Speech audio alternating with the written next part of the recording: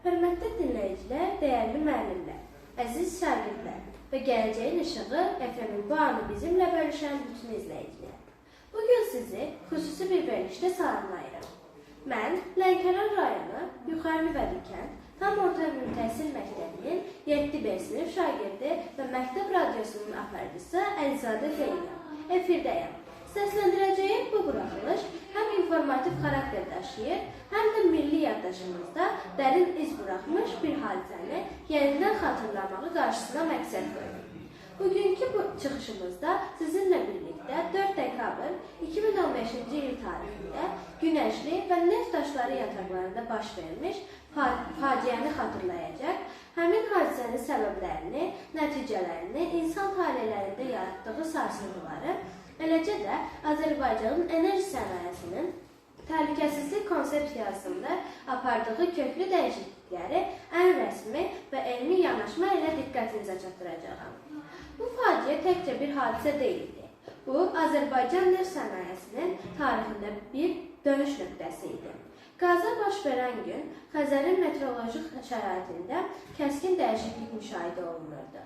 Hidrometeoroloji mərkəzin məlumatına əsasən, həmin gün küləyin sürəti saatda 38-40 metrə çatmış, dağların hündürlüyü isə 9-10 metr diapazonunda qeydə alınmışdı. Bu neft qaz platformalarının istismarı üçün kritik hədd sayılan göstəricilərin belə dəfələrlə açılması demək edir. Xəzər dənizi geoloji tektonik baxımdan dünyanın ən mürəkkəb akvatoriyalarından biridir və bu akvatoriyada yerləşən hasilat obyektləri ciddi mühəndis təminatı tələb edir. Lakin təbiətin qəfil sərtliyi bəzən ən möhkəm metal konstruksiyaları belə zəiflədə bilər.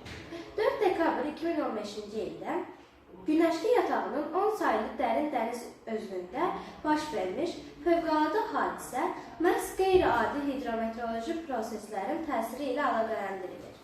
Güclü fırtına nəticəsində elektrik xəttlərinin sıradan çıxması, qaz kəmərlərinin zədələnməsi və daha sonra baş verən yanğın neft sənayesində təhlükəsizlik sistemlərinin əhəmiyyətini yenidən gündəmə gətirdi. Qəza nəticəsində onlarca insan təxliyə olunsa da, təəssüf ki, xilas etmək mümkün olmayan əməkdaşlarımız da oldu.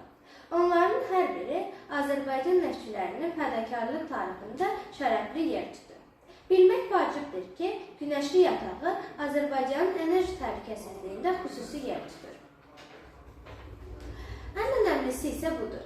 Faciələr tarixi sarsıda bilər, amma iradəni sındıra bilməz. Azərbaycan neftçisi hər zaman olduğu kimi həmin gündən sonra daha da böyük səylə, daha yüksək məsuliyyətlə çalışmışdır. Onların əzmkarlığı Azərbaycanın inkişaf yolunu davam etdirməsi üçün mühüm əsas olmuşdur. Bu, həm də gələcək nəsillər üçün bir nümunədir. Çətinliklər qarşısında möhkəm dayanmaq, səhvlərdən nəticə çıxarmaq və daha güclü gələcək qurmaq mümkündür. Əziz dinləyicilər, mən Əlizadə Zeynəm. Bugünkü buraxılışı səsləndirərkən bir daha düşünürəm ki, tarix yalnız hadisələri deyil, həm də insanların öz iradəsi ilə yaratdığı nəticələri yadda saxlayır. Günəşli faciəsi də bizim kollektiv yaddaşımızda acı xatirə kimi qalmaqla yanaşı, həm də iradəmizin, həmrəyliyimizin və yenilənməyə hazır olduğumuzun sübutuna çevrildi. Hər kəs bilməlidir ki, inkişaf yolunda atılan hər addımın arxasında zəhmət, fədakarlıq və peşəkarlıq dayanır. Məhz buna görə də bugün keçmişi xatırlayırıq, gələcəyə isə inamla baxırıq. Bu geniş buraxılışda bir daha vurğulamaq istəyirəm.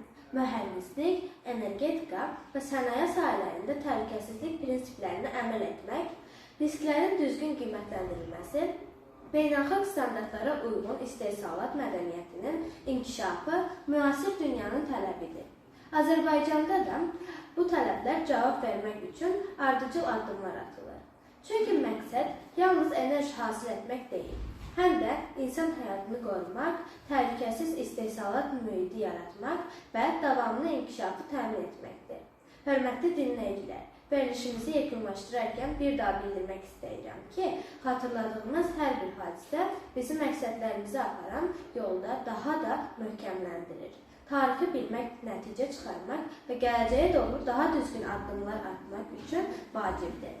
Günəşli faciəsinin acısını unutmadan, oradan çıxmaq çıxardığımız dərslərə daha güclü, daha dayanıqlı və daha irəlidə gələcək qurmaq bizim hamımızın vəzifəsidir. Sizə təşəkkür edirəm ki, bu uzun veriliş boyu bizimlə oldunuz. Hörmətli müəllimlər, əziz şagirdlər və dəyərli dinləyicilər. Gələcəyin İşığı FM-in bugünkü xüsusi buraxılışı bununla başa çatır. Növbəti verilişlərimizdə yenidən görüşmək ümidi ilə sizə ən xoş arzularla salamlayaq və fəaliyyətimizdə uğurlar arzulayaraq. Sağ olun, gələn buraxılışlarda görüşənədək.